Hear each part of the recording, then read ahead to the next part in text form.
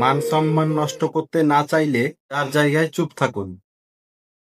পরে কিন্তু ঠিকই বুঝতে পারবেন আপনার সিদ্ধান্তই সঠিক ছিল। ১ নাম্বার, যখন কেউ আপনার অনুভূতি বুঝে না, আপনার কষ্ট ও মন খারাপের কারণ বোঝার চেষ্টা করে না, তখন তার উপর ক্ষিপ্ত না হয়ে সেখান থেকে চলে আসুন। ২ নাম্বার, যখন কোনো মূর্খ ব্যক্তি বিনা কারণে না বুঝে তর্ক করে, তখন তার সাথে কথা না বাড়িয়ে চুপ করে থাকুন। কারণ হচ্ছে, মূর্খ ব্যক্তিদের সাথে তর্ক করে কখনোই আপনি জিততে পারবেন না। ৩ নাম্বার, নিজের পরিবারের ঝগড়ার কথা ভুলেও কখনো কারো কাছে বলতে যাবেন না। কারণ অনেকেই সেগুলো নিয়ে অনেক হাসি তামাশা করে।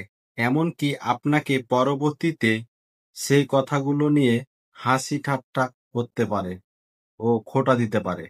৪ নাম্বার, যখন কোনো মানুষজন আপনার উপর রাগ দেখিয়ে নিজের মনে সান্ত্বনা দিতে চেষ্টা করে, তখন আপনি তার সাথে তর্ক না করে সেখান থেকে সরে আসুন। নয়তো আপনাকে অপমানিত হতে হবে। আশা করি এই কাজগুলি করলে আপনার কেউ মান সম্মান নষ্ট করতে পারবে না, ইনশাআল্লাহ।